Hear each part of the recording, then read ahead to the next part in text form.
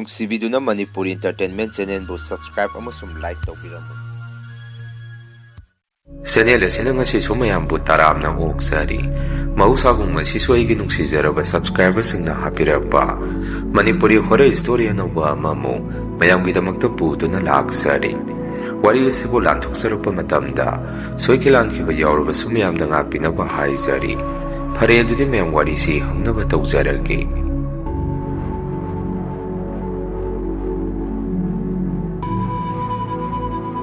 ꯋꯥꯔꯤꯁꯦ ꯑꯩꯒꯤ ꯏꯃꯨꯡꯗ ꯊꯣꯛꯈꯤꯕ ꯑꯉꯛꯄ ꯋꯥꯔꯤ ꯑꯃꯅꯤ꯫ ꯑꯩꯒꯤ ꯏꯆꯤꯜ ꯏꯅꯥꯎꯁꯤ ꯅꯨꯄꯥ 2 ꯅꯨꯄꯤ 2ꯅꯤ꯫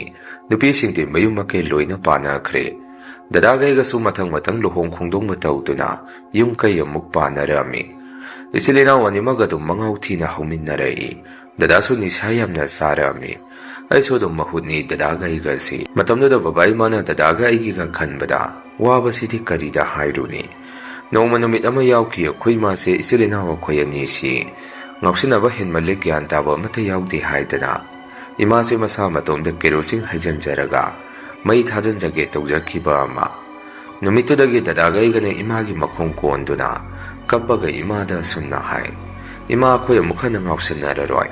ꯏꯃꯥ ꯅꯪ ꯑꯗꯨꯃꯥꯏꯅ ꯇꯧꯒꯅꯨ ꯍꯥꯏꯗꯅ ꯄꯨꯟꯅ ꯏꯃꯥꯒ ꯑꯩꯈꯣꯏꯁꯤ ꯀꯞꯃꯤꯟꯅꯔꯝꯃꯤ꯫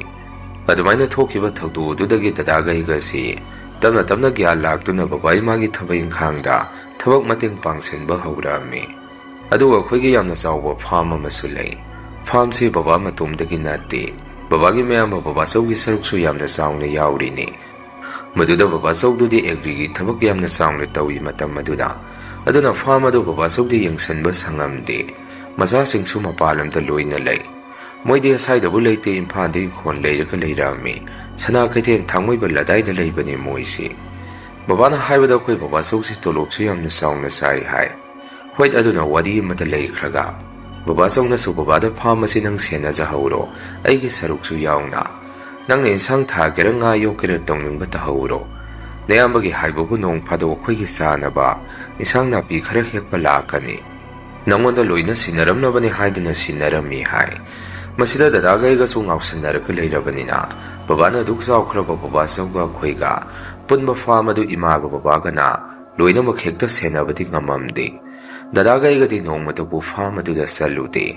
ꯑꯗꯨꯒ ꯑꯩꯈꯣꯏꯒꯤ ꯐꯥꯔꯝ ꯑꯁꯤꯁꯨ ꯑꯩꯈꯣꯏ ꯁꯤꯗꯒꯤ ꯈꯔ ꯆꯠꯂꯒ ꯑꯗꯨꯝ ꯂꯩ꯫ ꯗꯗꯥꯒ ꯏꯕꯥꯅꯤꯒꯤ ꯃꯔꯛꯇ ꯑꯩꯗꯤ ꯁꯨꯝ ꯌꯨꯝꯗ ꯀꯝꯇ ꯆꯠꯊꯣꯛꯇꯅ ꯂꯩꯔꯛꯄ, ꯑꯗꯨꯒ ꯍꯥꯟꯅ ꯆꯥꯔꯝꯕ ꯅꯤꯁꯥ ꯄꯁꯥꯁꯤꯡ ꯑꯗꯨꯁꯨ ꯁꯨꯝ ꯇꯣꯂꯛꯄꯒ ꯇꯧꯐꯝ ꯑꯃ ꯈꯪꯗꯕꯗꯒꯤ ꯐꯥꯔꯝꯗ ꯑꯩꯗꯤ ꯕꯕꯥ ꯏꯃꯥꯒꯤ ꯃꯅꯥꯛꯇ ꯁꯨꯝ ꯀꯣꯏꯕ ꯑꯣꯏꯅ ꯆꯠꯂꯝꯃꯤ꯫ ꯕꯕꯥ ꯏꯃꯥꯅ ꯇꯧꯔꯤꯕ ꯊꯕꯛ ꯏꯟꯁꯥꯡ ꯅꯥꯄꯤ ꯊꯥꯕꯕꯨ ꯑꯣꯏꯔꯣ, ꯁꯟ ꯑꯣꯛ ꯌꯦꯟ ꯉꯥꯅꯨ ꯂꯣꯏꯕꯕꯨ ꯑꯣꯏꯔꯣ, ꯁꯨꯝ ꯃꯣꯏꯅ ꯇꯧꯔꯤꯗꯨ ꯑꯩꯁꯨ ꯁꯨꯝ ꯎꯕꯗꯒꯤ ꯑꯩꯒꯤ ꯏꯁꯥꯗ ꯃꯣꯏꯅ ꯇꯧꯔꯤꯗꯨ ꯇꯧꯅꯤꯡꯕ ꯌꯥꯎꯅꯤꯡꯕ ꯑꯃ ꯄꯣꯛꯑꯝꯃꯤ꯫ ꯑꯩꯈꯣꯏ ꯏꯃꯥꯁꯦ ꯌꯥꯝꯅ ꯐꯩ꯫ ꯏꯃꯥꯅꯒ ꯊꯕꯛ ꯁꯨꯝ ꯇꯧꯔꯤꯉꯩ ꯑꯩꯅ ꯆꯪꯁꯤꯜꯂꯒ ꯏꯃꯥ ꯅꯪꯅ ꯇꯧꯔꯤꯗꯣ ꯑꯩ ꯍꯩꯕ꯭ꯔꯥ ꯌꯦꯡꯒꯦ ꯀꯥꯏꯗꯅ ꯁꯨꯝ ꯏꯃꯥꯒꯤ ꯃꯇꯦꯡ ꯄꯥꯡꯕꯤꯒꯦ ꯇꯧꯕꯗ ꯏꯃꯥꯅ ꯑꯩꯁꯦ ꯋꯥꯅꯤ ꯍꯩꯔꯣꯏ, ꯏꯃꯥꯅ ꯇꯧꯔꯤꯁꯦ ꯌꯦꯡꯗꯪ ꯌꯦꯡꯉꯨ ꯀꯥꯏꯗꯅ ꯑꯩꯁꯦ ꯊꯕꯛ ꯑꯃꯠꯇ ꯌꯥꯎꯍꯟꯕꯤꯔꯝꯗꯦ꯫ ꯑꯗꯨꯕꯨ ꯑꯩꯅ ꯅꯝꯐꯨꯗ ꯏꯃꯥ ꯑꯩ ꯍꯩꯅꯤ, ꯑꯩ ꯇꯧꯒꯦ ꯍꯥꯏꯗꯅ ꯁꯨꯝ ꯅꯣꯡꯃꯒꯤ ꯏꯃꯥꯅ ꯇꯧꯔꯤꯕ ꯊꯕꯛꯇꯨ ꯑꯩꯅ ꯁꯨꯝ ꯇꯝꯕ ꯑꯣꯏꯅ ꯌꯥꯎꯁꯜꯂꯨꯕꯗꯒꯤ ꯑꯩ ꯏꯁꯥꯗ ꯑꯩꯅ ꯇꯧꯔꯨꯕ ꯊꯕꯛ ꯈꯨꯗꯤꯡꯃꯛ ꯈꯨꯂꯣꯏꯔꯛꯄ, ꯁꯨꯝ ꯍꯩꯔꯛꯄꯗꯒꯤ ꯑꯩꯒꯤ ꯋꯥꯈꯜꯗ ꯑꯩꯁꯤ ꯐꯥꯔꯝ ꯑꯗꯨ ꯃꯄꯨꯡ ꯐꯥꯅ ꯆꯂꯥꯏꯔꯒꯦ ꯍꯥꯏꯕ ꯋꯥꯈꯜꯂꯣꯟ ꯑꯃ ꯂꯥꯛꯑꯝꯃꯤ꯫ ꯑꯗꯨꯃꯥꯏꯅ ꯑꯩꯒꯤ ꯋꯥꯈꯜꯗ ꯂꯥꯛꯄ ꯃꯇꯝ ꯑꯗꯨꯗ ꯑꯩꯈꯣই ꯗꯗꯥꯗꯤ ꯃꯥꯗꯤ ꯑꯩꯒꯤ ꯋꯥꯈꯜꯂꯣꯟ ꯑꯗꯨ ꯂꯥꯛꯇ꯭ꯔꯤ꯫ ꯍꯣꯏ, ꯅꯤꯁꯥ ꯄꯁꯥ ꯁꯤꯖꯤꯟꯅꯔꯝꯕ ꯀꯌꯥꯕꯨꯗꯤ ꯗꯗꯥꯁꯦ ꯂꯣꯏꯅ ꯊꯥꯗꯣꯛꯑꯕꯅꯤ꯫ ꯁꯨꯝ ꯇꯞꯅ ꯇꯞꯅ ꯑꯩꯁꯨ ꯉꯥꯎꯁꯤꯟꯅꯔꯝꯕ ꯀꯌꯥꯗꯨ ꯊꯕꯛ ꯏꯪꯈꯥꯡꯗ ꯃꯥꯏ ꯑꯣꯟꯁꯤꯜꯂꯛꯇꯅ ꯐꯥꯔꯝꯗꯨꯒꯤ ꯃꯇꯦꯡꯅ ꯏꯃꯨꯡ ꯃꯅꯨꯡꯁꯤ ꯀꯥꯟꯅꯕ ꯈꯔ ꯐꯪꯉꯛꯄꯗꯒꯤ ꯕꯕꯥ ꯏꯃꯥꯅ ꯑꯩꯁꯦ ꯅꯨꯄꯤ ꯊꯤꯖꯤꯟꯕꯤꯈꯤꯕꯅꯤ꯫ ꯑꯗꯨꯒ ꯃꯇꯝ ꯈꯔ ꯂꯩꯔꯒ ꯗꯗꯥ ꯑꯃꯨꯛ ꯅꯨꯄꯤ ꯊꯤꯖꯤꯟꯕꯤꯔꯝꯃꯤ꯫ ꯗꯗꯥꯁꯨ ꯅꯨꯄꯤ ꯊꯤꯖꯤꯟꯕꯗꯒꯤ ꯐꯥꯔꯝꯗ ꯀꯨꯝꯃꯛꯇꯨꯅ ꯏꯆꯤꯜ ꯏꯅꯥꯎ ꯄꯨꯟꯅ ꯍꯣꯠꯅꯃꯤꯟꯅꯗꯨꯅ ꯕꯕꯥꯆꯧꯒꯤ ꯁꯔꯨꯛ ꯑꯩꯈꯣꯏꯅ ꯌꯧꯕ ꯉꯝꯃꯨꯗꯕ, ꯁꯨꯔꯨꯕ ꯉꯝꯃꯨꯗꯕ ꯁꯔꯨꯛꯇꯨꯐꯥꯎ ꯏꯆꯤꯜ ꯏꯅꯥꯎ ꯆꯪꯗꯅ ꯄꯨꯟꯅ ꯃꯇꯝ ꯃꯇꯝꯒꯤ ꯏꯟꯁꯥꯡ ナꯄꯤ ꯊꯥꯕ, ꯉꯥ ꯌꯣꯛꯄ, ꯁꯟ ꯂꯣꯏꯕ ꯑꯗꯨꯃꯥꯏꯅ ꯇꯧꯔꯛꯄꯗꯒꯤ ꯀꯩꯁꯨ ꯌꯥꯝꯅ ꯋꯥꯕ ꯏꯃꯨꯡ ꯍꯥꯏꯕꯗꯨ ꯑꯣꯏꯔꯛꯈꯤꯗꯦ ꯑꯩꯈꯣꯏꯒꯤ ꯏꯃꯨꯡꯁꯤ꯫ ꯕꯕꯥꯆꯧꯅꯁꯨ ꯃꯔꯛ ꯃꯔꯛꯇ ꯂꯥꯛꯄꯗ ꯐꯥꯔꯝ ꯑꯗꯨ ꯄꯣꯟ ꯍꯦꯛꯀꯣꯜꯂꯝꯕꯗꯨꯗ ꯑꯩꯈꯣꯏ ꯕꯕꯥꯆꯧꯅꯁꯨ ꯌꯥꯝꯅ ꯍꯔꯥꯎꯖꯔꯝꯃꯤ꯫ ꯑꯗꯨꯒ ꯕꯕꯥꯆꯧꯅꯁꯨ ꯃꯣꯏ ꯑꯦꯒ꯭ꯔꯤꯒꯤ ꯑꯣꯏꯕ ꯃꯅꯥ ꯃꯁꯤꯡ ꯑꯅꯧ ꯑꯅꯧꯕ ꯏꯟꯁꯥꯡꯁꯤꯡ ꯑꯁꯤ ꯊꯥꯎ ꯍꯥꯏꯗꯅ ꯄꯤꯊꯕ ꯍꯧꯔꯛꯏ꯫ ꯁꯨꯝ ꯏꯃꯨꯡ ꯑꯁꯤ ꯅꯨꯡꯉꯥꯏꯔꯛꯄꯗꯒꯤ ꯀꯣꯟꯅꯗꯤ ꯏꯃꯨꯡꯁꯤ ꯃꯤꯍꯨ ꯂꯥꯡ ꯍꯥꯏꯗꯣ ꯆꯪꯉꯛꯄ ꯍꯧꯔꯛꯏ꯫ ꯑꯗꯨꯒ ꯑꯩꯈꯣꯏ ꯑꯁꯥꯏꯗꯤ ꯃꯍꯩꯖꯥꯗꯨ ꯄꯣꯠꯁꯦꯝꯁꯤ ꯌꯥꯝꯅ ꯀꯟꯅꯩ꯫ ꯑꯩꯈꯣꯏꯗꯤ ꯃꯣꯏꯅꯁꯨ ꯑꯗꯨꯃꯥꯏꯅ ꯇꯧꯔꯛꯀꯅꯤ ꯈꯪꯗꯕꯅꯤꯅ ꯑꯗꯨꯝ ꯏꯆꯝ ꯆꯝꯅ ꯂꯩꯔꯝꯃꯤ꯫ Numito akhoi mano farm lomda lakpada akhoi farmgi sangpham adai mapa waida la machet amada kaino khara thadoga leiramba imana thengnarami ima so duda tawramido manakta sangsilaga munna yangami akhoi madi aina so haijakriduni yamna sammi haidana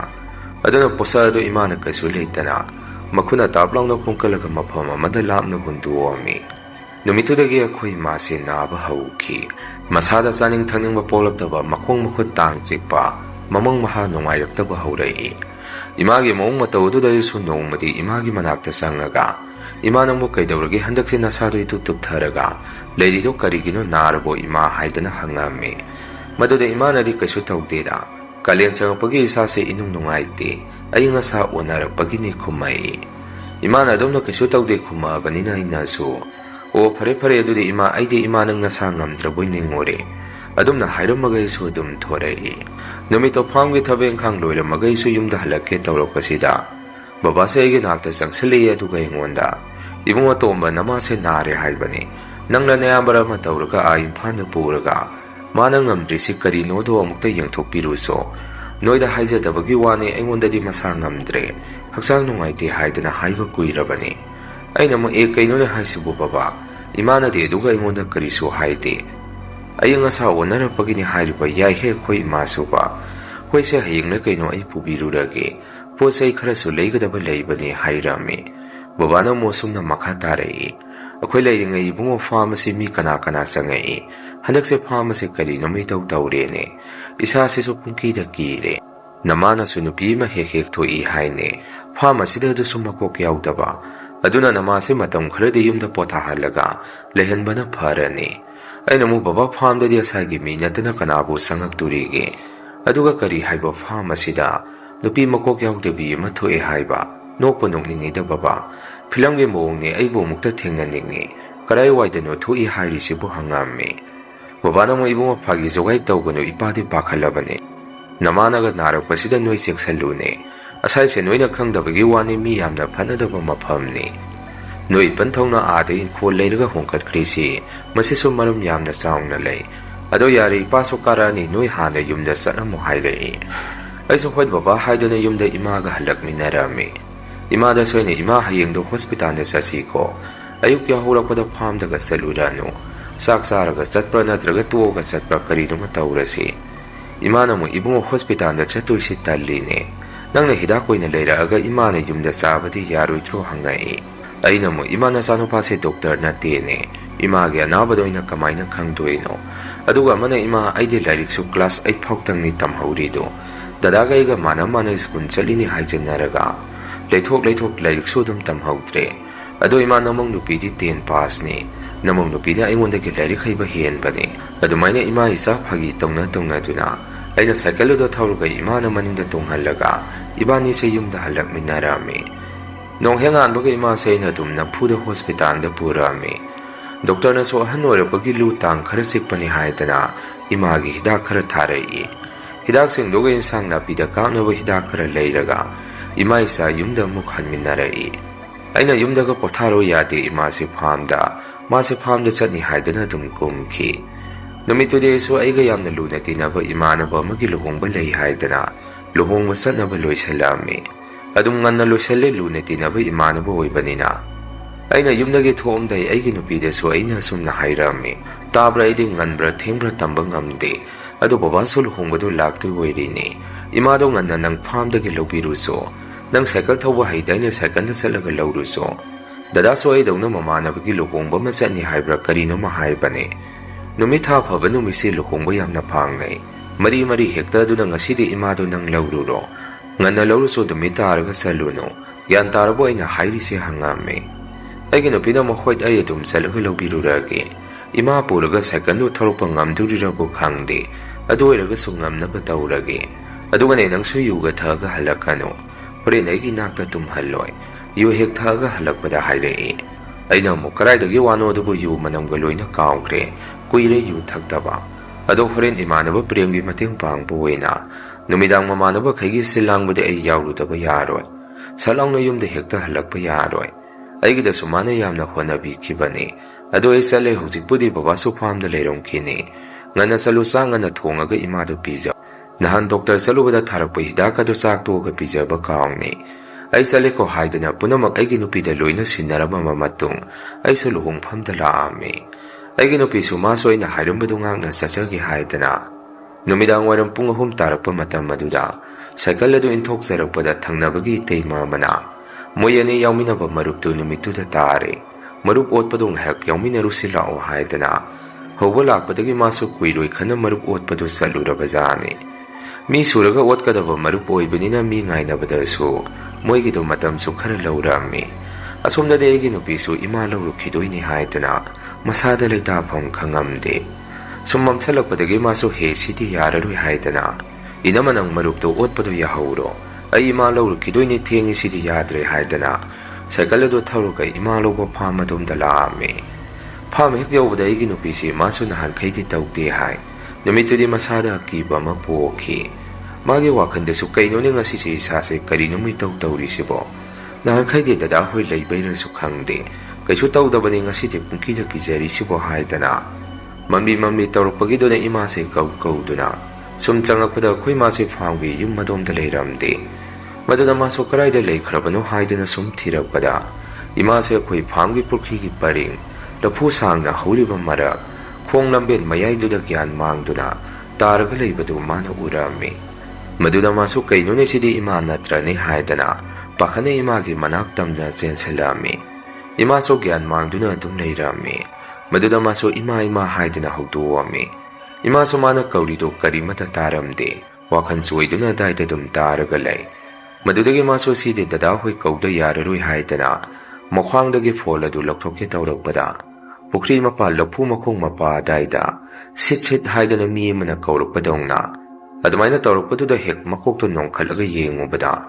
Mapi thongdaba makok yawdaga nupisiya dayda. Kungay sanbagi mongda pamaga. Moygi mamanga duda layrami. Maso maduubada oy ma kaino tawrisidi haidana. Pakat kidana maso mapamadayda dumwan tharami. Babade hana yumda yawra bazani. Luhongbado halaga. Maduda dadagi nupi ako'y taymana babae halagpaga. Babae maso sanaray so halagtri hawzik pao. Ay na phone tawado so payde mo'y dupo phamda kaydawri bazano khangde. Hawzik pao ko hangami. Maduda babana kaino na nang nahayi dupo. Hawzik pung tari nipan tara po halagtri hayi sibo. Kaiwano ni adudi nang di ako'y da phone tawrok pa yandro. Isano pa ani dadi hayi karapo hangami. Itay manamong dadada di hayi kare. Ado ako'y thoy ba dadi hayi dri. Maso kay ginong khangde pondo supay hekpay ti hayrami. Adumay na huzi po imaga iginupiga phamdagi halaktri haybadagi. Babadi tuna mapi marun hongtuwaga phamadumda mo yengba salami. Ay sosom na ponga payba sangamde. Luhongbado halaga ay si luhongpam maduda. Imanaba singi mo ikisana tangnaba silang duna kan na honaringay. Tawdaba numito ay giwakanda karino mo di sing na badagi. Ay so ay nangasay tanamba pola dulaw ba sangami. Maduday tay magi miskon si taramathoy mukhe na layrami. Wakanda iso kay dawrabazano ni haidana. Pakana itay madamok halaga pondo tawbada. Kay tay manathoy ba nang subak kay gino pondo supay paydridi hangay. Ay nang itay maisulong pamda kutadok payada tawrini. Ado karito bu yawragi ponyam na tawra ame hangami. Itay manamok as nang sidi ado ay wamahangge. Imaga sanaray ka huzuk paw yumda hansalagdri. Sanaray do karayda sa ni haige. Noibong asay salamday imalo ba sa luharamday ni. Ay na phone tawbada supay day mado nang gadi paw pong na bro hangay. Ay so itay manadom na hayrok pa duday sada sway laurami. Kay nun itay mamoy huzuk paw halagdri haigi sibo. Hayram ba ni ina so imado nga nalawbiro so haydana. Ado babadi halabo dadadi halong kidoy mandri. Itay manamo hoyt niyang badi halagdri. Babadi halaya babaso pakatana. Phamlom da kungkrabani. Moy yengo ni haidana nang sanaray da pola mugtataw. Nang natawbo da paiklapra yengo. Halo anay noy bupung so tingi hayrei. Ay so pwede tayo mapon tamo ay tawraga yengi haidana. Ay ginupi da pon do tawrami. Ngali di anirak tawbo da pola do pairakti. Kona babawi na pola do paikalay. Aduwa ngo na nang karay da layam na tuna phamlom da. Mi karaga loy na raga lao. Namaga moy pulap si dagyan mang do na layrami. Turoy pumami karaga loy na raga lao. Natomda lakano hayram maga babaso pola tum tam narami. Ay so pakatana kay dawrabazano hayda na luhong pamdagi. Ay sa pakana senthoray. Ay gay mana bakra so thoy ba kay dawrage. Kay dawrage tao hayda na moy so ay tungda inaray. Ay na sumoy do punang hauraga. ꯂꯨꯍꯣꯡꯐꯝꯗꯒꯤ ꯐꯥꯝ ꯇꯝꯅ ꯑꯩꯈꯣꯏꯁꯤ ꯂꯥꯛꯑꯝꯃꯤ꯫ Farm ꯍꯦꯛ ꯌꯧꯕꯒ ꯕꯕꯥꯁꯤ ꯄꯨꯈ꯭ꯔꯤ ꯃꯄꯥꯟ ꯂꯐꯨ ꯃꯈꯣꯡ ꯑꯗꯥꯏꯗ ꯏꯃꯥꯒ ꯑꯩꯒꯤ ꯅꯨꯄꯤꯒ ꯁꯪꯗꯨꯅ ꯕꯕꯥꯅ ꯌꯥꯝꯅ ꯋꯥꯅ ꯂꯩꯔꯝꯃꯤ꯫ ꯑꯃꯝꯕ ꯃꯔꯛ ꯑꯗꯨꯗ ꯄ꯭ꯔꯞ ꯑꯩꯁꯨ ꯆꯪꯁꯜꯂꯒ ꯕꯕꯥ ꯀꯩꯅꯣ ꯇꯧꯔꯤꯁꯤꯗꯤ ꯍꯪꯉꯛꯑꯝꯃꯤ꯫ ꯕꯕꯥꯅꯁꯨ ꯑꯩꯁꯨ ꯈꯪꯗꯦ ꯑꯗꯣ ꯌꯨꯝ ꯃꯅꯨꯡꯗ ꯊꯥꯡꯖꯟꯁꯤ, ꯅꯃꯥꯒ ꯃꯕꯥꯅꯤꯁꯦ ꯂꯥꯛꯑꯣ ꯑꯩꯈꯣꯏ ꯃꯌꯥꯝ ꯊꯥꯡꯖꯟꯁꯤ ꯍꯥꯏꯗꯅ ꯏꯃꯥꯟꯅꯕꯁꯤꯡꯗꯨꯒ ꯇꯧꯔꯒ ꯐꯥꯝꯒꯤ ꯌꯨꯝ ꯑꯗꯨꯗ ꯏꯃꯥꯒ ꯑꯩꯒꯤ ꯅꯨꯄꯤꯒꯁꯦ ꯊꯥꯡꯖꯜꯂꯝꯃꯤ꯫ ꯕꯕꯥꯅꯁꯨ ꯊꯨꯅ ꯃꯥꯏꯕ ꯀꯧꯔꯁꯨ ꯃꯌꯥꯏ ꯂꯩꯀꯥꯏꯗ ꯃꯥꯏꯕ ꯑꯉꯣꯝꯆꯥ ꯍꯥꯏꯗꯅ ꯑꯍꯜ ꯑꯃ ꯂꯩꯕꯅꯤ, ꯃꯣꯏ ꯑꯗꯥꯏꯗ ꯑꯗꯨꯝ ꯍꯪꯉꯨ ꯈꯪꯒꯅꯤ, ꯃꯥꯗꯣ ꯁꯤꯗ ꯄꯨꯔꯒ ꯂꯥꯛꯑꯣ ꯆꯠꯂꯣ ꯍꯥꯏꯔꯛꯏ꯫ ꯕꯕꯥꯅ ꯃꯥꯏꯕ ꯄꯨꯔꯛꯑꯣ ꯍꯥꯏꯔꯛꯄꯗꯨꯗ ꯏꯃꯥꯟꯅꯕ ꯑꯩꯈꯣꯏꯁꯦ ꯍꯥꯏꯐꯦꯠ ꯃꯨꯟꯅ ꯌꯦꯡꯅꯩ꯫ ꯏꯃꯥꯟꯅꯕ ꯑꯅꯤ ꯑꯃꯗꯤ ꯕꯕꯥꯒ ꯐꯥꯝꯗ ꯄꯨꯟꯅ ꯂꯩꯃꯤꯟꯅꯔꯝꯃꯣ ꯍꯥꯏꯔꯝꯃꯒ ꯏꯃꯥꯟꯅꯕ ꯑꯃꯒ ꯑꯩꯒ ꯃꯥꯏꯕꯗꯨ ꯂꯧꯕ ꯃꯌꯥꯏ ꯂꯩꯀꯥꯏ ꯇꯥꯅ ꯆꯠꯂꯝꯃꯤ꯫ ꯑꯗꯨꯒ ꯃꯥꯏꯕꯗꯨ ꯄꯨꯔꯛꯇꯨꯅ ꯏꯃꯥꯒ ꯑꯩꯒ ꯅꯨꯄꯤꯒ ꯌꯦꯡꯍꯜꯂꯝꯃꯤ꯫ ꯃꯥꯏꯕꯗꯨꯅ ꯐꯖꯅ ꯂꯥꯏꯇꯤꯟ ꯈꯣꯏꯔꯝ ꯊꯣꯛꯄꯤꯗꯅ ꯃꯣꯏꯁꯦ ꯒ꯭ꯌꯥꯟꯁꯨ ꯇꯝꯅ ꯂꯥꯛꯏ꯫ ꯒ꯭ꯌꯥꯟ ꯍꯦꯛ ꯂꯥꯛꯄꯒ ꯑꯩꯒꯤ ꯅꯨꯄꯤꯗꯤ ꯄꯨꯡꯀꯞꯇ ꯀꯞꯄꯝꯃꯤ꯫ ꯃꯥꯗꯤ ꯉꯁꯥꯏ ꯃꯥꯒꯤ ꯃꯃꯥꯡꯗ ꯂꯩꯔꯝꯕꯗꯨ ꯃꯗꯨ ꯅꯤꯡꯁꯤꯡ ꯀꯞꯄꯝꯃꯤ꯫ ꯏꯃꯥꯗꯤ ꯀꯩꯁꯨꯝꯇꯕꯨ ꯇꯧꯗꯦ꯫ ꯃꯣꯏꯗ ꯍꯪꯕꯗꯁꯨ ꯃꯣꯏꯅ ꯊꯦꯡꯅꯔꯛꯈꯤꯕ ꯋꯥꯔꯤ ꯀꯌꯥꯗꯨ ꯑꯩꯈꯣꯏꯗ ꯂꯣꯏꯅ ꯇꯝꯃꯛꯏ꯫ ꯑꯗꯨꯃꯥꯏꯅ ꯃꯥꯏꯕꯗꯨꯒ ꯂꯩꯔꯤꯉꯩ ꯂꯐꯨ ꯃꯈꯣꯡ ꯑꯗꯣꯝꯗꯁꯨ ꯁꯣꯛꯄ꯭ꯔꯦ ꯀꯩꯅꯣ ꯌꯥꯝꯅ ꯇꯧꯔꯛꯏ꯫ ꯀꯣꯟꯅꯗꯤ ꯃꯥꯏꯕꯗꯨꯅ ꯁꯨꯝꯅ ꯍꯥꯏꯔꯛꯏ, ꯃꯐꯝ ꯑꯁꯤꯗ ꯃꯤꯅ ꯂꯥꯏ ꯑꯐꯠꯇꯕ ꯊꯥꯖꯟꯕꯤꯔꯛꯑꯦꯅꯦ, ꯃꯗꯨ ꯊꯦꯡꯅꯔꯨꯕꯒꯤꯅꯤ ꯇꯧꯔꯤꯁꯦ, ꯅꯣꯏ ꯌꯨꯝ ꯑꯗꯥꯏꯗ ꯃꯤ ꯐꯠꯇꯕ ꯂꯥꯏ ꯁꯥꯟꯅꯕ ꯃꯤ ꯂꯩꯔꯦ, ꯃꯣꯏꯅ ꯇꯧꯔꯛꯄꯅꯤ ꯍꯥꯏꯔꯛꯏ꯫ ꯑꯗꯨꯃꯥꯏꯅ ꯃꯥꯏꯕꯗꯨꯅ ꯍꯥꯏꯔꯛꯄꯗꯨꯗ ꯕꯕꯥꯒ ꯑꯩꯒꯗꯤ ꯄꯨꯡꯉꯛ ꯍꯦꯛ ꯉꯛꯏ꯫ ꯕꯕꯥꯅꯁꯨ ꯑꯃꯨꯛ ꯃꯈꯥ ꯇꯥꯅ ꯃꯥꯏꯕꯗꯨꯗ ꯑꯣꯖꯥ ꯃꯥꯏꯕ ꯃꯤꯗꯣ ꯀꯅꯥꯅꯣ, ꯑꯩꯈꯣꯏ ꯃꯁꯛ ꯈꯪꯖꯕ ꯌꯥꯔꯣꯏꯗ꯭ꯔꯣ ꯍꯪꯉꯝꯃꯤ꯫ ꯃꯥꯏꯕꯗꯨꯅ ꯑꯃꯨꯛ ꯈꯪꯗꯦ ꯃꯈ꯭ꯋꯥꯡ ꯀꯣꯜꯂꯞ ꯇꯧꯅ ꯆꯠꯄꯅꯤ, ꯃꯤꯗꯣ ꯌꯥꯝꯅ ꯑꯍꯟꯁꯨ ꯅꯠꯇꯦ ꯅꯍꯥꯁꯨ ꯅꯠꯇꯦ, ꯃꯤꯌꯥꯏ ꯆꯜꯂꯤ, ꯃꯆꯥ ꯃꯃꯧꯒ ꯂꯣꯏꯅ ꯂꯩꯔꯦ, ꯃꯥꯅ ꯅꯣꯏꯁꯦ ꯅꯨꯡꯉꯥꯏꯈꯤꯕ ꯈꯪꯍꯧꯔꯔꯣꯏ ꯍꯥꯏꯗꯅ ꯃꯐꯝ ꯑꯁꯤꯗ ꯀꯩꯅꯣ ꯇꯧꯔꯛꯄꯅꯤ, ꯑꯗꯣ ꯑꯁꯥꯏꯗ ꯊꯦꯡꯅꯈ꯭ꯔꯕꯅꯤꯅ ꯍꯌꯦꯡ ꯑꯃꯨꯛ ꯃꯐꯝ ꯑꯁꯥꯏꯗ ꯃꯣꯏ ꯑꯅꯤꯃꯛ ꯂꯥꯏ ꯑꯃꯊꯒ ꯈꯣꯏꯔꯝ ꯊꯣꯛꯁꯤ, ꯅꯨꯡꯇꯤꯒꯤ ꯍꯧꯖꯤꯛꯀꯤ ꯅꯨꯄꯤꯗꯨꯗꯤ ꯅꯣꯏ ꯎꯗ꯭ꯔꯤꯉꯩ ꯃꯥꯗꯤ ꯑꯁꯥꯏꯗ ꯑꯗꯨꯝ ꯀꯣꯏꯆꯠ ꯆꯠꯇꯨꯅ ꯂꯩ꯫ ꯕꯕꯥꯒ ꯏꯕꯥꯅꯤꯁꯨ ꯃꯥꯏꯕꯗꯨꯅ ꯃꯤꯑꯣꯏ ꯃꯤꯁꯛ ꯑꯗꯣ ꯍꯥꯏꯔꯛꯑ ꯐꯥꯎ ꯀꯅꯥꯅꯣ ꯍꯥꯏꯕꯁꯤ ꯆꯞ ꯆꯥꯕ ꯂꯧꯁꯤꯟꯐꯝ ꯈꯪꯉꯝꯗꯦ꯫ ꯕꯕꯥꯗꯁꯨ ꯑꯩꯅ ꯕꯕꯥ ꯃꯤꯗꯣ ꯀꯅꯥꯅꯣ, ꯃꯁꯛ ꯈꯪꯕ꯭ꯔꯣ ꯍꯪꯉꯝꯃꯤ꯫ ꯕꯕꯥꯅꯁꯨ ꯑꯩꯉꯣꯟꯗ ꯈꯪꯗꯦ ꯈꯨꯝꯃꯛꯏ꯫ ꯉꯥꯏꯍꯥꯛꯀꯤ ꯃꯇꯨꯡ ꯗꯗꯥꯒ ꯏꯇꯩꯃꯒꯁꯨ ꯐꯥꯝꯗ ꯃꯣꯏ ꯑꯅꯤꯁꯨ ꯂꯥꯛꯑꯝꯃꯤ꯫ ꯋꯥꯔꯤ ꯄꯨꯝꯕ ꯃꯣꯏ ꯑꯅꯤꯗꯁꯨ ꯇꯝꯗꯨꯅ ꯈꯪꯍꯜꯂꯝꯃꯤ꯫ ꯑꯗꯨꯃꯥꯏꯅ ꯑꯩꯈꯣꯏꯁꯦ ꯄꯨꯟꯅ ꯑꯃꯨꯛ ꯏꯃꯥꯒ ꯃꯣꯏ ꯑꯅꯤꯁꯦ ꯌꯨꯝꯗ ꯄꯨꯔꯛꯏ꯫ ꯑꯗꯨꯒ ꯑꯩꯈꯣꯏ ꯏꯃꯨꯡ ꯃꯅꯨꯡ ꯄꯨꯟꯅ ꯋꯥ ꯇꯥꯟꯅꯔꯝꯃꯤ꯫ ꯃꯤꯑꯣꯏ ꯑꯗꯨ ꯀꯅꯥ ꯃꯥꯟꯒꯦ ꯍꯥꯏꯗꯨꯅ ꯉꯁꯥꯏ ꯃꯥꯏꯕꯗꯨꯅ ꯍꯥꯏꯔꯝꯕꯗꯨ ꯃꯁꯤꯗ ꯑꯩꯒꯤ ꯅꯨꯄꯤꯒ ꯏꯇꯩꯃꯒꯅ ꯍꯥꯏꯔꯤꯅ ꯃꯤꯑꯣꯏ ꯑꯗꯨ ꯑꯩꯈꯣꯏ ꯁꯤꯒꯤ ꯁꯥꯒꯩꯒꯤ ꯏꯟꯗꯣꯝꯆꯥ ꯑꯃ ꯃꯥꯜꯂꯤ ꯍꯥꯏꯗꯨꯅ ꯃꯣꯏ ꯑꯅꯤꯅꯗꯤ ꯀꯟꯅ ꯍꯥꯏꯔꯤ꯫ ꯇꯧꯕꯇꯕꯨ ꯕꯕꯥꯒ ꯑꯩꯒꯅꯗꯤ ꯃꯗꯨꯒꯤ ꯏꯟꯗꯣꯝꯆꯥꯗꯨ ꯅꯠꯇꯦ, ꯃꯥꯅ ꯑꯣꯏꯔꯝꯃꯣꯏ ꯍꯥꯏꯔꯝꯃꯤ꯫ ꯑꯗꯨꯒ ꯃꯈ꯭ꯋꯥꯡ ꯀꯣꯜꯂꯞ ꯇꯧꯔꯒ ꯆꯠꯄ ꯍꯥꯏꯔꯤꯁꯤꯅ ꯀꯅꯥꯅꯣ ꯃꯈ꯭ꯋꯥꯡꯗꯤ ꯑꯃꯠꯇ ꯀꯣꯟꯗꯦ ꯍꯥꯏꯗꯅ ꯃꯤꯑꯣꯏ ꯑꯗꯨ ꯀꯅꯥꯅꯣ ꯍꯥꯏꯗꯅ ꯅꯨꯃꯤꯠꯇꯨ ꯑꯩꯈꯣꯏ ꯏꯃꯨꯡ ꯃꯅꯨꯡ ꯄꯨꯟꯅ ꯋꯥ ꯇꯥꯟꯅꯔꯝꯃꯤ꯫ ꯅꯣꯡ ꯍꯦꯛ ꯉꯥꯟꯕꯒ ꯃꯥꯏꯕꯗꯨꯅ ꯑꯃꯨꯛ ꯏꯃꯥꯒ ꯑꯩꯒꯤ ꯅꯨꯄꯤꯒꯁꯤ ꯂꯥꯏꯇꯤꯟ ꯑꯃꯨꯛ ꯈꯣꯏꯔꯝ ꯊꯣꯛꯄꯤꯔꯛꯑꯝꯃꯤ꯫ ꯃꯥꯏꯕꯗꯨꯅ ꯂꯥꯏ ꯈꯣꯏꯔꯝꯕ ꯂꯣꯏꯔꯛꯄꯗ ꯕꯕꯥ ꯏꯃꯥꯗ ꯁꯨꯝꯅ ꯍꯥꯏꯔꯛꯏ, ꯆꯥꯕꯗꯁꯨ ꯌꯥꯎꯈ꯭ꯔꯦ ꯅꯣꯏꯁꯤ, ꯑꯗꯣ ꯑꯍꯜ ꯑꯅꯤꯗ ꯍꯥꯟꯅ ꯄꯥꯜꯂꯛꯀꯅꯤ, ꯅꯣꯏ ꯅꯁꯥ ꯅꯁꯥꯗ ꯑꯅꯥ ꯑꯌꯦꯛꯀ ꯌꯥꯎꯔꯛꯄ ꯌꯥꯎꯕ꯭ꯔꯣ ꯍꯪꯉꯛꯏ꯫ ꯑꯗꯨꯝꯅ ꯃꯥꯏꯕꯗꯨꯅ ꯑꯉꯛꯄ ꯋꯥꯍꯪ ꯑꯃ ꯍꯪꯉꯛꯄꯗꯒꯤ ꯑꯩꯈꯣꯏ ꯄꯨꯝꯕ ꯂꯣꯏꯅ ꯉꯛꯅꯔꯝꯃꯤ꯫ ꯑꯗꯨꯒ ꯏꯃꯥꯒꯤ ꯃꯔꯝꯗꯁꯨ ꯃꯥꯏꯕꯗꯨꯗ ꯋꯥꯔꯤꯗꯨ ꯁꯤꯠ ꯅꯥꯟꯅ ꯇꯝꯃꯝꯃꯤ꯫ ꯃꯥꯏꯕꯗꯨꯅꯁꯨ ꯑꯃꯨꯛ ꯑꯣ ꯑꯗꯨꯗꯤ ꯄꯥꯟꯕ ꯍꯧꯔꯛꯑꯦꯗꯅ, ꯍꯤꯗꯥꯛ ꯆꯥꯕꯗ ꯐꯔꯣꯏ, ꯁꯤꯗꯤ ꯂꯥꯏꯇꯤꯟꯒꯤ ꯊꯧꯔꯝꯅꯤ, ꯁꯨꯃꯥꯏꯅ ꯇꯧꯁꯦ, ꯃꯥꯅ ꯆꯥꯕ ꯌꯥꯝꯅ ꯄꯥꯝꯕ ꯎ ꯃꯅꯥꯒꯨꯝꯕ ꯅꯠꯇ꯭ꯔꯒ ꯃꯅꯥ ꯄꯥꯟꯕ ꯄꯣꯠꯁꯛ ꯑꯃ ꯍꯥꯏꯔꯛꯎ, ꯀ꯭ꯋꯥ ꯃꯅꯥꯕꯨ ꯑꯣꯏꯔꯣ, ꯑꯇꯩ ꯀꯔꯤ ꯂꯩ, ꯍꯩꯕꯤ ꯃꯅꯥꯕꯨ ꯑꯣꯏꯔꯣ, ꯀꯔꯝꯕꯗ ꯍꯦꯟꯅ ꯄꯥꯝꯅ ꯆꯥꯏ ꯍꯪꯉꯛꯏ꯫ ꯕꯕꯥꯅ ꯑꯃꯨꯛ ꯑꯣꯖꯥ ꯃꯥꯏꯕ ꯃꯥꯗꯤ ꯀꯣꯡꯀꯥꯒꯨꯝꯕꯁꯨ ꯑꯗꯨꯝ ꯃꯔꯛꯇ ꯌꯥꯝꯅ ꯄꯥꯝꯅ ꯆꯥꯔꯝꯃꯤ, ꯍꯧꯖꯤꯛꯇꯤ ꯃꯥ ꯆꯥꯈꯤꯗ꯭ꯔꯦ, ꯀꯣꯡꯀꯥ ꯃꯅꯥꯒꯨꯝꯕꯗꯗꯤ ꯌꯥꯔꯣꯏꯗ꯭ꯔꯣ ꯍꯪꯉꯝꯃꯤ꯫ ꯃꯥꯏꯕꯗꯨꯅ ꯑꯃꯨꯛ ꯃꯥꯅ ꯌꯥꯝꯅ ꯄꯥꯝꯅ ꯆꯥꯔꯝꯃꯤ ꯍꯥꯏꯔꯕꯅꯤꯅ ꯌꯥꯏ, ꯑꯗꯨꯗꯁꯨ ꯑꯗꯣ ꯑꯩ ꯀꯣꯡꯀꯥ ꯃꯅꯥꯗ ꯁꯣꯜꯂꯒ ꯄꯤꯔꯛꯑꯒꯦ, ꯅꯨꯡꯇꯤꯒꯤ ꯀꯣꯡꯀꯥ ꯃꯅꯥꯗꯨ ꯃꯔꯨ ꯌꯥꯎꯗꯅ ꯎꯪꯒꯦꯔꯥ ꯌꯣꯠꯁꯟꯒꯦꯔꯥ ꯌꯥꯅꯨꯡꯗ ꯍꯥꯞꯄꯒ ꯊꯝꯃꯨ, ꯃꯗꯨꯗ ꯃꯁꯥ ꯃꯇꯣꯝꯗ ꯑꯣꯟꯅꯤꯡꯉꯛꯄ ꯄꯣꯛꯂꯛꯀꯅꯤ, ꯑꯗꯨꯝ ꯑꯣꯟꯊꯣꯛꯈꯣ, ꯑꯗꯨꯃꯥꯏꯅ ꯑꯣꯟꯅꯤꯡꯉꯛꯄꯗ ꯅꯨꯡꯇꯤꯒꯤꯗꯤ ꯑꯩ ꯂꯥꯛꯑꯒ ꯃꯗꯨ ꯁꯣꯜꯂꯕꯗꯤ ꯉꯝꯃꯣꯏ, ꯅꯣꯏ ꯀꯣꯡꯀꯥ ꯃꯅꯥꯗꯨ ꯈꯔ ꯂꯩꯔꯣ, ꯑꯗꯨꯒ ꯅꯣꯏꯅ ꯆꯥꯔꯝꯗꯥꯏ ꯁꯣꯟꯒꯗꯕ ꯂꯥꯏꯔꯣꯜ ꯑꯗꯨꯅ ꯑꯩ ꯍꯥꯏꯔꯝꯃꯒꯦ, 4ꯔꯛ 5ꯔꯛꯇꯪ ꯑꯣꯟꯊꯣꯛꯍꯜꯂꯨ, ꯃꯗꯨ ꯄꯤꯖꯔꯒ ꯑꯗꯨꯗꯒꯤ ꯃꯁꯥꯗꯨ ꯀꯌꯥꯝ ꯌꯥꯡꯒꯦ ꯌꯦꯡꯉꯨ, ꯅꯣꯡꯃꯒꯤ ꯃꯅꯨꯡꯗ ꯑꯃꯨꯔꯛꯇꯪꯗꯩꯗꯤ ꯍꯦꯟꯅ ꯄꯤꯖꯔꯨꯅꯨ ꯍꯥꯏꯔꯛꯏ꯫ ꯕꯕꯥꯒ ꯑꯩꯈꯣꯏꯁꯨ ꯑꯗꯨꯃꯥꯏꯅ ꯇꯧꯔꯒ ꯌꯦꯡꯉꯁꯤ ꯍꯥꯏꯗꯅ ꯃꯥꯏꯕꯗꯨꯗꯒꯤ ꯂꯥꯏꯔꯣꯟꯗꯨ ꯂꯧꯍꯧꯔꯒ ꯆꯦ ꯑꯃꯗ ꯐꯖꯅ ꯏꯊꯣꯛꯑꯒ ꯊꯝꯍꯧꯔꯝꯃꯤ꯫ ꯑꯗꯨꯒ ꯀꯣꯡꯀꯥ ꯃꯅꯥꯗꯨ ꯈꯔ ꯂꯩꯔꯒ ꯃꯗꯨꯗ ꯁꯣꯜꯂꯒ ꯏꯃꯥꯁꯦ ꯄꯤꯖꯕꯗ ꯅꯨꯡꯇꯤꯒꯤ ꯏꯃꯥꯁꯦ ꯑꯣꯔꯛꯑꯝꯃꯤ꯫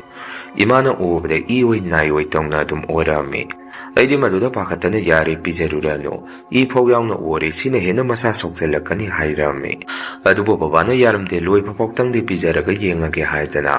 ꯅꯨꯃꯤꯠ 4-5ꯃꯨꯛꯁꯤ ꯀꯣꯡꯀꯥꯗꯨ ꯏꯃꯥꯗ ꯑꯗꯨꯝ ꯅꯣꯡꯃꯒꯤ ꯂꯦꯞꯇꯅ ꯄꯤꯖꯔꯝꯃꯤ꯫ ꯃꯗꯨ ꯆꯥꯕ ꯍꯦꯛ ꯂꯣꯏꯈꯤꯕꯒ ꯏꯃꯥꯁꯦ ꯑꯉꯛꯄꯅꯤ꯫ ꯍꯥꯟꯅ ꯃꯥꯒꯤ ꯃꯁꯥꯗ ꯅꯥꯔꯝꯕ ꯁꯔꯨ ꯇꯥꯡ ꯆꯤꯛꯄ, ꯃꯃꯪ ꯃꯍꯥ ꯅꯨꯡꯉꯥꯏꯔꯝꯗꯕ ꯀꯌꯥꯗꯨ ꯇꯞꯅ ꯇꯞꯅ ꯐꯔꯛꯏ꯫ ꯑꯩꯁꯨ ꯃꯗꯨꯗ ꯄꯨꯡꯉꯛ ꯍꯦꯛ ꯉꯛꯏ꯫ ꯇꯁꯦꯡꯅ ꯑꯩꯈꯣꯏꯗ ꯃꯤꯅ ꯆꯥꯅꯕꯗ ꯁꯦꯝꯖꯤꯜꯂꯛꯑꯕꯖꯥꯔꯅꯤ ꯈꯜꯂꯝꯃꯤ꯫ ꯅꯨꯃꯤꯠꯇꯨꯗꯒꯤ ꯑꯩꯈꯣꯏ ꯏꯃꯨꯡꯗ ꯃꯤꯅ ꯏꯟꯁꯥꯡ ꯃꯅꯥ ꯑꯃ ꯊꯤꯜꯂꯛꯄꯗ ꯑꯩꯈꯣꯏꯁꯦ ꯀꯅꯥꯃꯠꯇ ꯆꯥꯔꯝꯗꯦ, ꯑꯗꯨꯒ ꯃꯤꯁꯦ ꯑꯃꯗ ꯄꯨꯛꯆꯤꯡꯗ ꯆꯤꯡꯅꯔꯝꯃꯤ꯫ ꯑꯗꯨꯃꯥꯏꯅ ꯃꯇꯝ ꯈꯔ ꯍꯧꯈ꯭ꯔꯕ ꯃꯇꯨꯡ ꯅꯨꯃꯤꯠꯇꯨꯒꯤ ꯑꯣꯏꯅꯁꯨ ꯑꯩꯗꯤ ꯐꯥꯝꯗ ꯕꯕꯥꯒ ꯏꯃꯥꯒ ꯑꯩꯈꯣꯏ ꯑꯗꯨꯝ ꯂꯩꯃꯤꯟꯅꯔꯝꯃꯤ꯫ ꯂꯝ ꯑꯔꯥꯞꯄꯗꯒꯤ ꯂꯂꯣꯟꯕꯤ ꯏꯟꯁꯥꯡ ꯅꯥꯄꯤ ꯇꯦꯛꯄ ꯃꯤ ꯈꯔꯁꯨ ꯂꯥꯛꯑꯝꯃꯤ꯫ ꯏꯟꯁꯥꯡ ꯅꯥꯄꯤꯁꯤꯡ ꯑꯗꯨ ꯌꯣꯟꯕ ꯊꯥꯡꯕ ꯂꯣꯏꯔꯕ ꯃꯇꯨꯡ ꯅꯨꯃꯤꯠꯁꯨ ꯑꯗꯨꯝ ꯇꯥꯁꯟꯈꯤ꯫ ꯕꯕꯥꯒ ꯑꯩꯒꯗꯤ ꯅꯨꯃꯤꯠꯇꯣ ꯐꯥꯝꯗ ꯑꯍꯤꯡ ꯂꯦꯛꯑꯁꯤ ꯍꯥꯏꯅꯔꯝꯃꯤ꯫ ꯑꯗꯨꯒ ꯏꯃꯥꯗꯤ ꯌꯨꯝꯗ ꯊꯥꯗꯣꯛꯈꯤ꯫ ꯄꯩꯁꯥ ꯈꯔꯁꯨ ꯕꯕꯥꯒ ꯑꯩꯒ ꯍꯤꯡꯁꯥꯞ ꯍꯣꯠꯅꯔꯝꯃꯤ꯫ ꯃꯗꯨ ꯂꯣꯏꯔꯒ ꯄꯨꯡ ꯊꯦꯡꯉꯛꯄꯒꯤꯗꯨꯗ ꯕꯕꯥꯅ ꯆꯥꯛ ꯊꯣꯡꯒꯠꯂꯛꯑꯝꯃꯤ꯫ ꯑꯩꯁꯨ ꯃꯄꯥꯟꯗ ꯉꯥꯏꯍꯥꯛ ꯁꯨꯝ ꯊꯣꯔꯛꯑꯒ ꯀꯩꯅꯣ ꯌꯦꯡꯉꯒ ꯂꯩ꯫ ꯑꯗꯨꯒ ꯄꯨꯈ꯭ꯔꯤꯔꯣꯝꯗꯁꯨ ꯁꯨꯝ ꯆꯕꯨꯡ ꯍꯥꯏꯗꯅ ꯃꯈꯣꯜ ꯑꯃ ꯑꯩꯅ ꯇꯥꯔꯛꯏ꯫ ꯑꯩꯁꯨ ꯃꯗꯨ ꯑꯩꯈꯣꯏꯅ ꯊꯥꯗꯈꯤꯕ ꯉꯥꯖꯥꯎ ꯑꯣꯜꯂꯤꯕꯖꯥꯔ ꯍꯥꯏꯗꯅ ꯁꯨꯝ ꯇꯞꯅ ꯄꯨꯈ꯭ꯔꯤ ꯃꯄꯥꯜ ꯑꯗꯣꯝꯗ ꯆꯪꯁꯜꯂꯤ꯫ ꯑꯗꯥꯏꯗꯣ ꯈꯔꯁꯨ ꯁꯨꯛꯏ ꯃꯝꯃꯤ꯫ ꯃꯃꯥꯡꯗꯁꯨ ꯀꯩꯅꯣ ꯌꯥꯝꯅ ꯊꯦꯡꯅꯈꯤ ꯍꯥꯏꯗꯅ ꯃꯐꯝ ꯑꯗꯥꯏꯗꯣ ꯃꯩꯁꯨ ꯊꯥꯜꯂꯕꯅꯤ꯫ ꯐꯅ ꯃꯩ ꯊꯥꯜꯂꯁꯨ ꯑꯗꯥꯏꯗꯣ ꯑꯗꯨꯝ ꯁꯣꯛꯑꯒ ꯂꯩ꯫ ꯑꯗꯨꯃꯥꯏꯅ ꯑꯩꯁꯦ ꯄꯨꯈ꯭ꯔꯤ ꯑꯗꯨꯗ ꯃꯨꯟꯅ ꯌꯦꯡꯁꯜꯂꯨꯕꯗ ꯑꯗꯥꯏ ꯋꯥꯏꯗ ꯑꯉꯥꯡ ꯃꯆꯥꯁꯦ ꯃꯦꯃꯥ ꯀꯞꯄꯛꯄ ꯃꯈꯣꯟꯁꯤ ꯑꯩꯅ ꯑꯗꯥꯏꯗꯒꯤ ꯑꯃꯨꯛ ꯇꯥꯔꯛꯏ꯫ ꯋꯥꯈꯜꯗꯁꯨ ꯑꯩꯅ ꯀꯩꯅꯣꯅꯦ, ꯀꯗꯥꯏꯗꯒꯤ ꯑꯉꯥꯡꯅꯣꯅꯦ ꯀꯞꯄꯤꯁꯤꯕꯨ ꯍꯥꯏꯗꯅ ꯂꯩꯗꯨꯅ ꯌꯦꯡꯉꯤ꯫ ꯑꯉꯥꯡ ꯃꯆꯥꯁꯤ ꯑꯃꯈꯛ ꯅꯠꯇꯦ ꯀꯞꯄꯤꯗꯨ, ꯁꯨꯝ ꯏꯀꯣꯏ ꯀꯣꯏꯅ ꯑꯩꯉꯣꯟꯗ ꯑꯉꯥꯡꯁꯤ 4-5ꯃꯨꯛ ꯀꯞꯄꯛꯄ ꯃꯈꯣꯟꯁꯤ ꯑꯩꯅ ꯇꯥꯔꯝꯃꯤ꯫ ꯑꯗꯨꯒ ꯈ꯭ꯋꯥꯏꯗꯒꯤ ꯉꯛꯂꯤꯗꯤ ꯑꯗꯨꯃꯥꯏꯅ ꯀꯞꯄꯝꯃꯒ ꯌꯦꯡꯕꯗ ꯅꯥꯇꯩ ꯆꯥꯗꯕ ꯑꯉꯥꯡꯁꯤ ꯍꯦꯛ ꯎꯕꯗ ꯑꯀꯤꯕ ꯄꯣꯛꯂꯒꯗꯕ ꯑꯉꯥꯡꯒꯤ ꯐꯤꯕꯝ ꯃꯑꯣꯡ ꯃꯇꯧꯁꯤ ꯑꯗꯥꯏꯗ ꯐꯟ ꯆꯣꯡꯊꯣꯔꯛꯏ꯫ ꯑꯩꯁꯨ ꯀꯩꯅꯣꯅꯦ ꯃꯪꯂꯥ ꯇꯥꯏꯕꯪꯂꯥ ꯃꯁꯤꯕꯨ ꯍꯥꯏꯗꯅ ꯄꯤꯈꯥꯎꯗꯒꯤ ꯃꯩꯈꯦꯠꯇꯨ ꯂꯧꯊꯣꯛꯑꯒ ꯆꯨ ꯃꯅꯥ ꯑꯀꯪꯕ ꯃꯈꯥꯗ ꯇꯥꯔꯤꯗꯨ ꯆꯪꯈꯠꯂꯒ ꯃꯩꯁꯦ ꯑꯩꯅ ꯕ꯭ꯔꯪ ꯊꯥꯔꯝꯃꯤ꯫ ꯃꯗꯨꯗꯒꯤ ꯑꯉꯥꯡ ꯃꯆꯥꯁꯤꯡ ꯑꯗꯨ ꯁꯨꯝ ꯇꯞꯅ ꯐꯥꯝꯒꯤ ꯑꯃꯝꯕ ꯃꯔꯛ ꯑꯗꯣꯝꯗ ꯆꯪꯁꯟꯈꯤ꯫ ꯕꯕꯥꯅꯁꯨ ꯀꯣꯟꯅ ꯏꯕꯨꯡꯉꯣ ꯀꯩꯒꯤꯅꯣ ꯑꯗꯨꯗ ꯃꯩ ꯊꯥꯔꯤꯗꯤ ꯂꯥꯎꯔꯛꯏ꯫ ꯑꯩꯅꯁꯨ ꯕꯕꯥ ꯀꯔꯤꯅꯣꯃ ꯊꯣꯔꯛꯑꯦ ꯑꯗꯨꯒꯤꯅꯤ, ꯁꯤꯗ ꯑꯃꯨꯛꯇ ꯆꯪꯉꯛꯑꯣ ꯀꯧꯔꯝꯃꯤ꯫ ꯕꯕꯥꯁꯨ ꯑꯩꯒꯤ ꯅꯥꯛꯇ ꯆꯪꯉꯛꯑꯒ ꯏꯕꯨꯡꯉꯣ ꯀꯩꯗꯧꯔꯒꯦ ꯍꯪꯉꯛꯏ꯫ ꯃꯗꯨꯗ ꯑꯩꯅꯁꯨ ꯑꯩꯅ ꯊꯦꯡꯅꯈꯤꯕ ꯋꯥꯔꯤꯁꯤꯡꯗꯨ ꯕꯕꯥꯗ ꯂꯣꯏꯅ ꯇꯝꯃꯝꯃꯤ꯫ ꯕꯕꯥꯅꯁꯨ ꯀꯩꯅꯣꯅꯦ ꯍꯥꯏꯔꯤꯁꯤꯕꯣ, ꯂꯥꯛꯑꯣ ꯑꯗꯨꯗꯤ ꯃꯅꯨꯡꯗ ꯈꯔ ꯊꯨꯅ ꯆꯪꯉꯁꯤ ꯍꯥꯏꯗꯅ ꯐꯥꯝꯒꯤ ꯌꯨꯝ ꯃꯅꯨꯡ ꯑꯗꯨꯗ ꯕꯕꯥꯒ ꯑꯩꯒꯁꯦ ꯆꯪꯃꯤꯟꯅꯔꯛꯏ꯫ ꯕꯕꯥꯅꯁꯨ ꯑꯩꯉꯣꯟꯗ ꯏꯕꯨꯡꯉꯣ ꯅꯪꯗꯤ ꯑꯗꯨ ꯊꯣꯔꯛꯑꯦ ꯍꯥꯏꯗꯅ ꯂꯥꯎ ꯈꯣꯡꯕꯒ ꯑꯃꯠꯇ ꯇꯧꯔꯛꯇ꯭ꯔꯤꯗꯨꯅ ꯀꯔꯤꯒꯤꯅꯣ? ꯅꯪꯕꯨ ꯀꯤꯕꯒ ꯑꯃꯠꯇ ꯄꯣꯛꯇ꯭ꯔꯣ ꯍꯪꯉꯛꯏ꯫ ꯑꯩꯅ ꯑꯃꯨꯛ ꯕꯕꯥ ꯀꯩꯗꯧꯕꯒꯤ ꯄꯣꯏꯗꯣꯏꯅꯣ? ꯑꯩꯁꯨ ꯀꯤꯔꯤꯅꯦ, ꯑꯗꯨꯕꯨ ꯀꯤꯔꯒꯁꯨ ꯀꯤꯅ ꯑꯩꯁꯨ ꯑꯗꯥꯏꯗ ꯃꯩꯗꯣ ꯍꯦꯛꯇ ꯍꯧꯒꯠꯄꯅꯦ ꯍꯥꯏꯔꯝꯃꯤ꯫ ꯇꯁꯦꯡꯕꯗꯤ ꯑꯩꯅ ꯊꯦꯡꯅꯔꯤꯕ ꯑꯗꯨꯅ ꯑꯉꯥꯡ ꯑꯐꯠꯇꯕꯗꯨ ꯃꯗꯨ ꯑꯃꯨꯛ ꯊꯥꯖꯜꯂꯛꯏꯅꯤ꯫ ꯕꯕꯥꯁꯨ ꯃꯥꯏꯕꯗꯣ ꯑꯃꯨꯛ ꯀꯧꯔꯨꯁꯤꯔꯣ ꯍꯪꯉꯛꯏ꯫ ꯑꯩꯅ ꯑꯃꯨꯛ ꯕꯕꯥ ꯀꯧꯔꯨꯔꯅꯨꯗ, ꯑꯩ ꯀꯔꯤꯁꯨ ꯇꯧꯔꯣꯏ꯫ ꯑꯗꯣ ꯏꯃꯥꯒ ꯅꯣꯏ ꯅꯨꯃꯤꯗꯥꯡꯗ ꯁꯤꯗ ꯂꯩꯔꯨꯔꯅꯨ, ꯌꯨꯝꯗ ꯑꯣꯏꯅ ꯂꯩꯔꯣ꯫ ꯃꯐꯝꯁꯦ ꯃꯑꯣꯡ ꯑꯃ ꯇꯧꯔꯦ, ꯑꯗꯨꯒ ꯇꯧꯔꯛꯏꯕ ꯃꯤꯗꯨꯗ ꯃꯁꯛ ꯈꯪꯕ ꯉꯝꯃꯒꯗꯤ ꯅꯨꯡꯉꯥꯏꯈ꯭ꯔꯅꯤꯗ꯫ ꯃꯥ ꯑꯩꯅ ꯍꯦꯛ ꯈꯪꯉꯛꯄꯗꯗꯤ ꯅꯨꯡꯉꯥꯏꯕꯗꯤ ꯑꯣꯏꯔꯔꯣꯏ, ꯑꯩꯅ ꯍꯥꯠꯇꯣꯛꯄ ꯁꯣꯏꯔꯔꯣꯏ ꯍꯥꯏꯔꯝꯃꯤ꯫ ꯑꯗꯨꯝ ꯅꯨꯃꯤꯠꯇꯨꯃꯗꯤ ꯕꯕꯥꯒ ꯑꯩꯒꯁꯦ ꯆꯥꯛ ꯇꯣꯛꯑꯒ ꯐꯥꯝ ꯑꯗꯨꯗ ꯇꯨꯝꯅꯕ ꯇꯧꯔꯝꯃꯤ꯫ ꯇꯨꯝꯈ꯭ꯔꯕ ꯃꯇꯨꯡ ꯑꯍꯤꯡ ꯅꯣꯡꯌꯥꯏ ꯑꯁꯤꯗꯁꯨ ꯑꯃꯨꯛ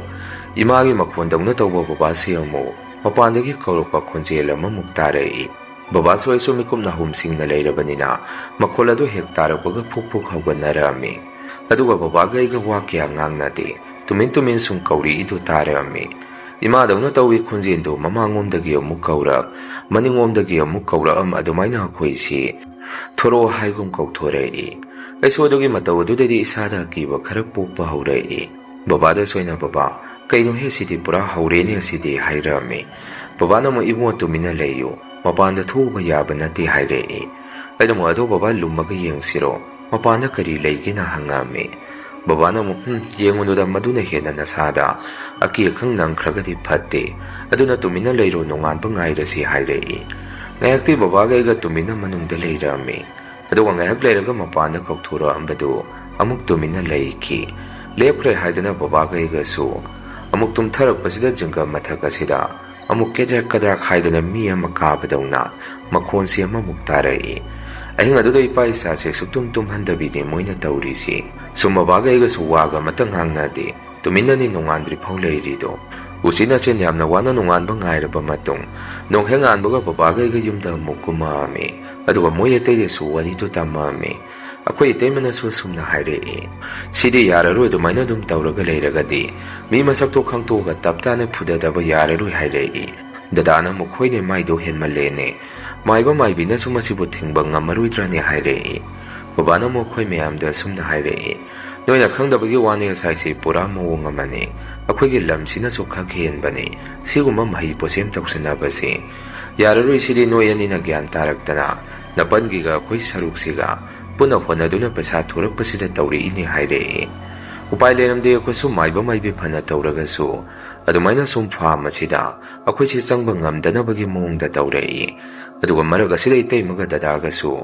amuk ikhang khangudana moyani si amuk toina khana seinaba amuk thorei akhoi kari marumgino hangubada moigi thokpa pukhumda khumnarei moyani na toina khanarakdana babasu taningdi haidana phamda da dum leirammi aduga marumda babana phamda leikhiba hairisi akhoi gidi khudong thiningai ni aduna isu babagi manakta dum ahing lekpa salami nong manumit amade babagi ga phamda ahing le ingai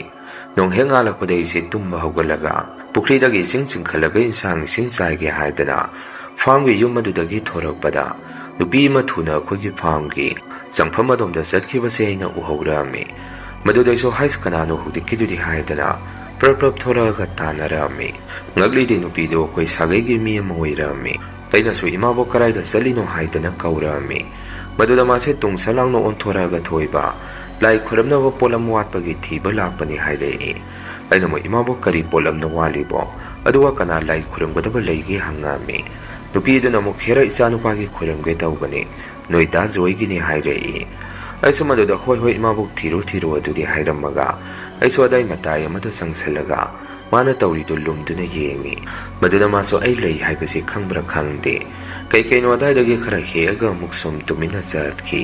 aduwa ina sumune yangsalubada hujiki nupi si makhwang kolop tawroga satli haibasi aina sum yengubuda khangba ngamai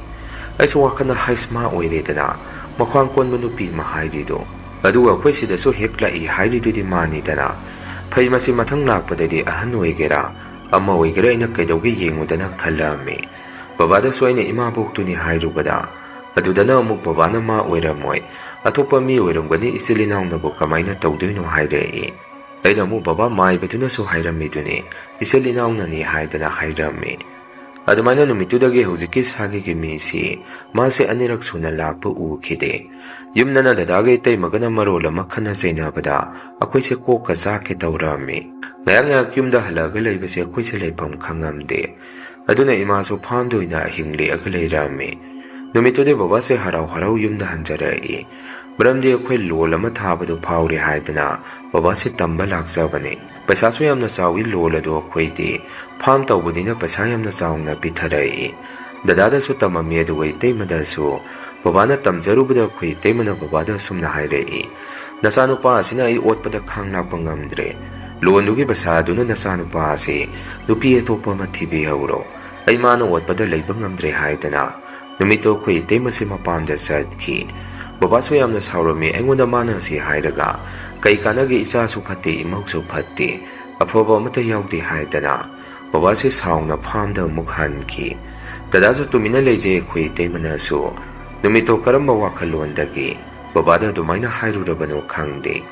aiso numito baba gi manakta hinglekpado chapigi ningambane madudai su isa se yamna nungaitaba numit oibaduda isa singna su baba nang sakhranu haidana sum haijabadudai su hera nong phadokki yumda leirage haidana numitudi aise yumda leirame baba ka phamda hingle ame numitogi mangse akhoi mung manunggi mi punna yamna nungairamde hai aisu mangase yamna nungairamde akhoi sumangsida akhoi munggi mi amagi sora solini haidana tawrame kanaginu su khangde nonghenga lugai se mangsu nungaite haidana babagi manakta phamda lakpada baba se phamgi yum maduda thori yanduna si tuna leirame aisu babana dumna tawrambaduda isada ise pakat khidana yungi mida phone tawroga moise loina kaurame adubu upai leikide baba se ngarangi numit yumdagi aduda dum sakhibaduda thori do yarabajani imasu masing thingamdana wanthaki akhoi sokkapaga lawbaga ꯇꯧꯔꯝꯃꯤꯕ ꯊꯕꯛ ꯊꯧꯑꯣꯡ ꯑꯗꯨꯗ ꯃꯪꯒ ꯆꯞ ꯍꯦꯛ ꯃꯥꯟꯅꯔꯝꯃꯤ꯫ ꯑꯗꯨꯃꯥꯏꯅ ꯕꯕꯥꯁꯦ ꯑꯗꯨꯝ ꯂꯩꯈꯤꯗꯦ ꯃꯥꯏꯕ ꯃꯥꯏꯕꯤ ꯌꯦꯡꯕꯗꯁꯨ꯫ ꯍꯣꯏ ꯅꯨꯃꯤꯠꯇꯨꯗ ꯈꯤꯇꯪꯕꯨꯗꯤ ꯋꯥꯔꯧꯅꯕ ꯂꯩꯅꯈꯤ, ꯑꯗꯨꯕꯨ ꯃꯤꯅ ꯃꯍꯩ ꯄꯣꯠꯁꯦꯟ ꯇꯧꯁꯟꯕꯤꯗꯨꯅ ꯕꯕꯥꯁꯦ ꯃꯁꯥꯗ ꯅꯨꯃꯤꯠꯇꯨꯒꯤ ꯑꯣꯏꯅ ꯂꯥꯏ ꯑꯃꯅ ꯏꯟꯁꯤꯟꯗꯨꯅ ꯁꯤꯅꯤꯡꯕ ꯄꯣꯛꯍꯟꯕꯅꯤ ꯍꯥꯏꯔꯛꯏ꯫ ꯏꯇꯩꯃꯁꯨ ꯗꯗꯥꯅ ꯕꯕꯥ ꯀꯥꯏꯅꯔꯤꯁꯤ ꯅꯪꯒꯤ ꯍꯥꯛꯇꯛꯇꯅꯤ ꯍꯥꯏꯗꯨꯅ ꯈꯥꯏꯅꯔꯝꯃꯤ꯫ ꯑꯗꯨꯕꯨ ꯑꯩꯁꯨ ꯕꯕꯥ ꯌꯥꯎꯗꯅꯗꯤ ꯐꯥꯝ ꯑꯗꯨ ꯏꯇꯣꯝꯅ ꯁꯦꯟꯅꯕ ꯉꯝꯃꯝꯗꯦ꯫ ꯍꯧꯖꯤꯛꯇꯤ ꯏꯇꯣꯝꯗꯅ ꯍꯣꯠꯅꯗꯨꯅ ꯍꯥꯟꯅꯗꯧꯅ ꯌꯥꯝꯅ ꯆꯥꯎꯈꯠꯄ ꯍꯥꯏꯕꯗꯨꯗꯤ ꯑꯣꯏꯗ꯭ꯔꯦ꯫ ꯗꯗꯥꯁꯨ ꯃꯇꯦꯡ ꯇꯧꯔꯛꯈꯤꯗ꯭ꯔꯦ, ꯑꯗꯨꯒ ꯍꯧꯖꯤꯛꯁꯨ ꯏꯃꯨꯡꯁꯦ ꯇꯪꯗꯨ ꯂꯩꯇꯥꯅ ꯂꯩꯇ꯭ꯔꯤ꯫ ꯑꯗꯨꯝ ꯀꯔꯤꯅꯣꯃꯗ ꯂꯩꯔꯤ꯫ ꯑꯀꯤ ꯑꯈꯪꯁꯨ ꯑꯗꯨꯝ ꯂꯦꯞꯇꯅ ꯇꯧꯔꯤ ꯐꯥꯝ ꯑꯁꯤꯗ꯫ ꯑꯩꯁꯨ ꯕꯕꯥ ꯂꯩꯇꯕꯗꯨꯗ ꯊꯧꯅꯥ ꯐꯨꯗꯣꯛꯄ ꯉꯝꯗ꯭ꯔꯦ, ꯑꯩꯈꯣꯏꯗ ꯇꯧꯔꯤꯕ ꯃꯤꯗꯣ ꯃꯁꯛ ꯈꯪꯉꯒꯁꯨ꯫ ꯃꯁꯤꯅꯤ ꯃꯌꯥꯝ ꯉꯁꯤꯒꯤ ꯔꯤꯌꯦꯜ ꯋꯥꯔꯤ ꯁ꯭ꯇꯣꯔꯤ꯫ ꯃꯊꯪꯒꯤ ꯋꯥꯔꯤ ꯊꯥꯒꯠꯂꯛꯄꯗ ꯃꯌꯥꯝ ꯄꯨꯟꯅ ꯑꯃꯨꯛ ꯊꯦꯡꯅꯔꯁꯤ꯫ ꯉꯁꯤꯒꯤꯗꯤ ꯃꯌꯥꯝꯗꯒꯤ ꯀꯥꯏꯅꯅꯕ ꯕꯤꯗꯥꯏ ꯂꯧꯖꯔꯤ꯫